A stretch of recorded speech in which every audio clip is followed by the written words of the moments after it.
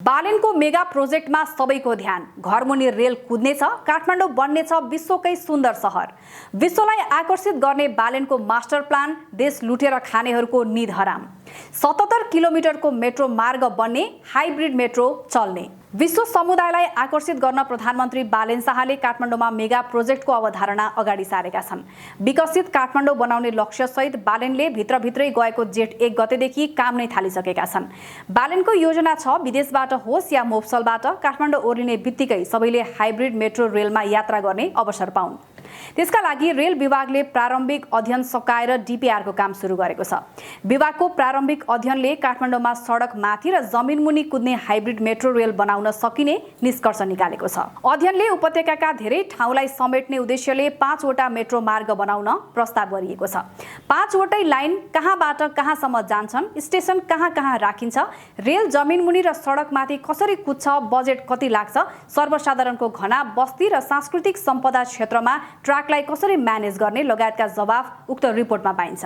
रेलको पहिलो मेट्रो मार्ग 7 दोबाटो रत्नपार्क नारायण गोपाल चोकसम्मलाई मानिनेछ। यसलाई शहरको मुख्य यातायात केन्द्रको प्रतीकका रूपमा डिजाइन गरिने बालेनको योजना छ।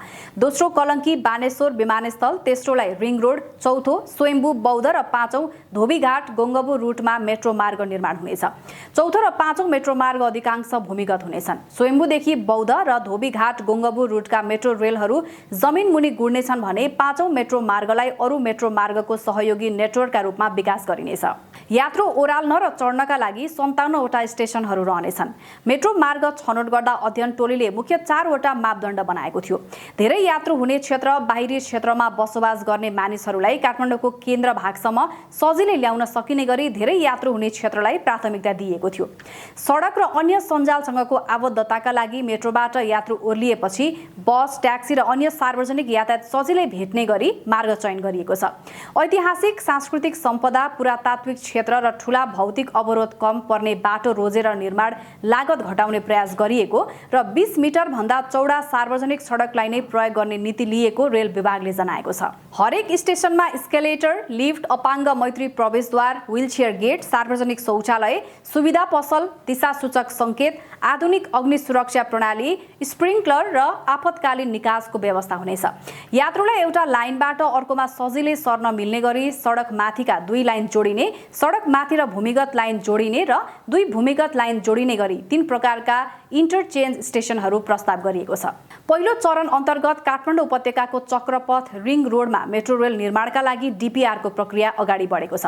प्रारम्भिक कामका लागि अर्थ मन्त्रालयबाट 32 करोड 33 लाख रुपैयाँ बजेटको बहुवर्षीय सहमति प्राप्त भइसकेर जेठ 1 गते डीपीआरका लागि आशय पत्र आह्वान गरिसकिएको छ। असार 31 सम्मका आवेदन दिने कम्पनीहरूमध्ये उत्कृष्टलाई सर्टलिस्ट गरिनेछ र त्यसपछि मात्र मुख्य वित्तीय तथा प्राविधिक प्रस्ताव माग गरिनेछ। क्वालिटी र कस्ट विधिबाट पारदर्शी रूपमा अन्तर्राष्ट्रिय कम्पनी छनौट गरी सम्झौता भएर काम सुरु हुन लगभग 18 महिना लाग्ने विभागको अनुमान छ। यसपटक छानिने कम्पनीले काठमाडौँको माटो परीक्षण गर्ने, रेलका स्टेसनहरू कहाँ कहाँ राख्ने भनी बिन्दु तोक्ने र वातावरणीय प्रभावको विस्तृत डिजाइन तयार पार्नेछ। अध्ययन अनुसार मेट्रो रेलको प्रत्यक्ष निर्माण कार्यका लागि 5 खर्ब 53 अर्ब 20 करोड रुपैयाँ लाग्ने अनुमान गरिएको छ। यो लागत धेरै पहिले अनुमान गरिएकाले अब यसमा वृद्धि हुने निश्चित छ। यो मेट्रो आयोजनालाई अन्य ठूला पूर्वाधारसँग पनि जोडिनेछ। पोखरा काठमाडौँ विद्युतीय रेल मार्गलाई टोखामा जोडिनेछ भने 72 किलोमिटर लामो बाहिरी चक्रपथ र फास्ट ट्र्याकबाट आउने यात्रुहरूलाई बल्खु, धोबीघाट वा एकान्त कुनाबाट सिधै मेट्रो सञ्जालमा जोड्ने अवधारणा बनाइएको छ।